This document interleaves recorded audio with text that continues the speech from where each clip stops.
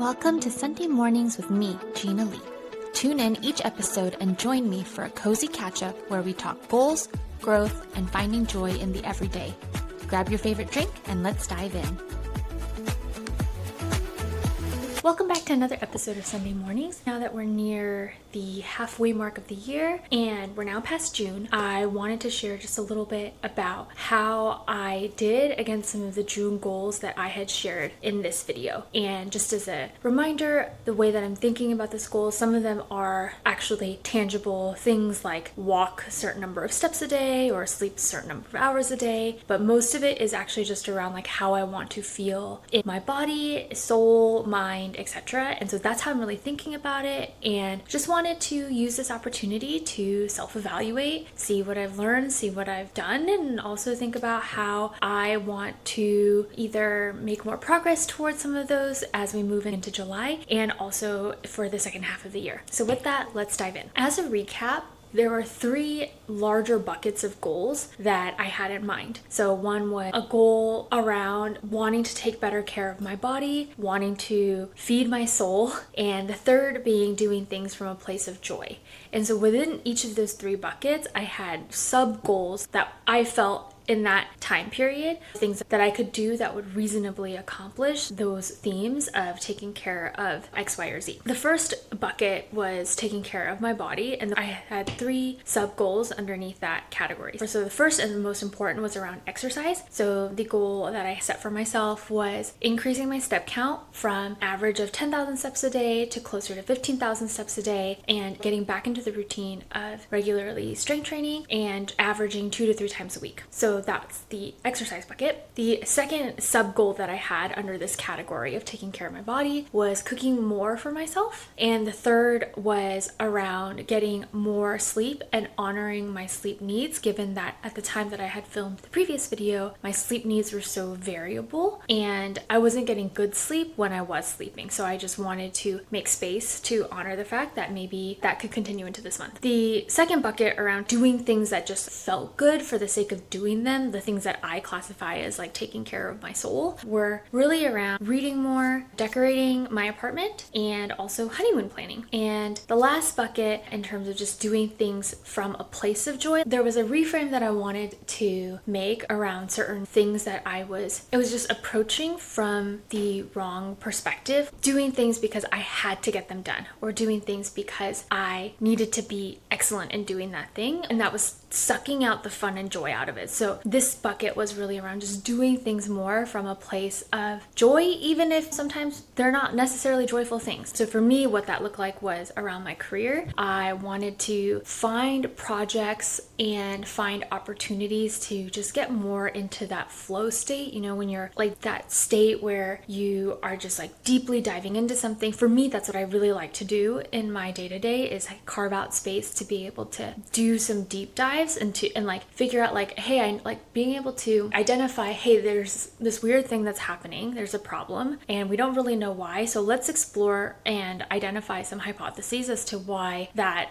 is. And I love that feeling of just being so hyper focused on something that all the other noise fades away. And I wanted to find more of that in my career or in my day-to-day in my job. And so that was one sub goal I had. Another was just around how I was approaching and picking back up old sports, things that were previously frustrating. If I tried to pick up tennis in the past, or if I tried to start swimming again, a lot of those things, when I would do that, I'd put a lot of my pressure on myself as, hey, I remember how I used to do, or how I used to play, how fast I used to swim, and I would always kind of keep that in the back of my mind. And unconsciously, I realized that every time I would step back into old hobbies, I was putting this immense pressure on myself to perform at the level that I used to, and that then becomes really demotivating to actually want to do those things, even though I actually genuinely love doing those things. So it's just like trying to get back into doing some of those old activities that I love doing, and doing it from this place of no expectations and just diving in again. So for me, that translates both into certain sports that I used to do, but also certain hobbies, especially around music. And so I wanted to pick up the piano again as another like thing that I've done in the past, and I want to re-pick up from and do it from a place of joy as opposed to pressure or achievement. So with that, those are the main like overarching themes and sub-themes of how I was thinking about the past month and a half really. And now I wanted to dive in and share how I did. So starting off on the exercise front, I was more consistent than I had been, but it didn't necessarily achieve the target that I had set. For my steps, I really wanted to average 15,000 steps for the month, and instead I was averaging closer to 12,000 to 13,000 steps a day throughout the course of the month. And actually, when you take a look at the graph, it's pretty variable throughout the days. So I've personally found for myself that there are certain days where once I hit that 10,000 step mark by like before 5 p.m., it's pretty easy for me to get that additional 5,000 steps later in the day. But if 8 p.m. rolls around and I'm only at 7,000 steps a day or maybe 5,000 steps a day, there's really no way I'm going to hit that without actually just, I don't know, like walking outside late at night, which I don't want to do, or just like pacing back and forth in the room, which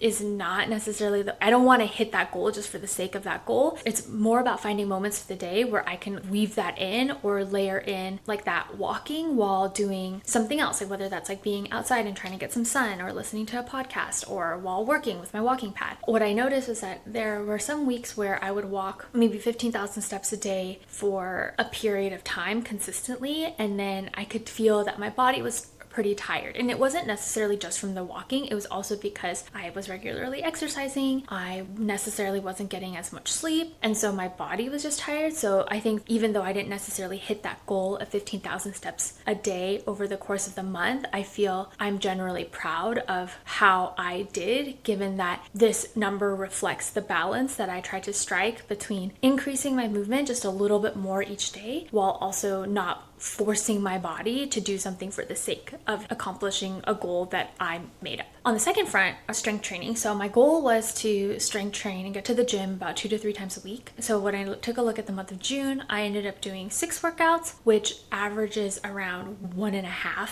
gym sessions a week. So that's 1 to 2 sessions a week given the week. But when I looked at the month, I realized I did 8 Pilates workouts. So that's on the whole for the week, I was averaging maybe 3 to 4 workouts a week, but it was a combination of strength training and Pilates. And that's really exciting because I have been trying to build a Pilates habit, because one of the things that I realized after working out is I am very bad at stretching generally. I'll try to stretch, but let's be honest, I'm not very judicious about that. And the other that is that I think I have weaker core and glutes. Like when I work out, I try to focus on those areas so that I'm using my muscles properly, but because my legs are particularly so much stronger than the rest of my body, I overcompensate with using my legs more when I actually should be engaging my core or my glutes.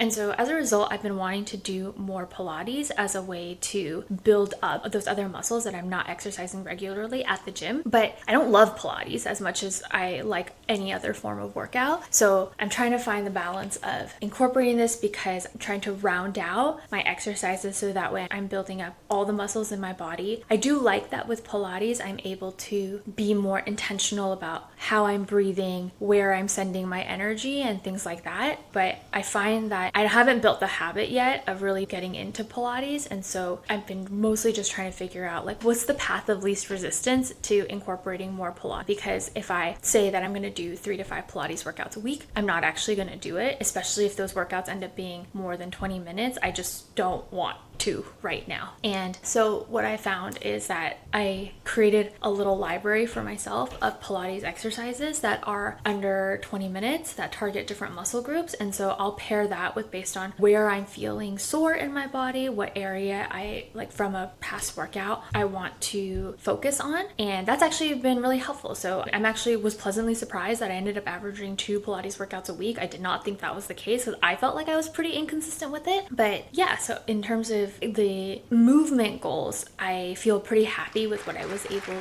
to achieve over the past month and a half, and I want that to very much continue into this next month and carry through to the remainder of the year. The second goal around, like under that subcategory of taking care of my body, was cooking for myself. And this was more challenging, but for good reasons. And so when I took a look at my calendar, because I literally record everything in my calendar, what I found was that I generally was pretty good about cooking for myself throughout the week, but got pretty derailed on the weekends. And so every single weekend in June, I had at least a couple social activities each day. And so that meant that for the whole weekend, I was eating out for lunch and dinner generally. And for me, I find that when I do that, I'm not eating as intuitively or nourishing my body with the things that it needs.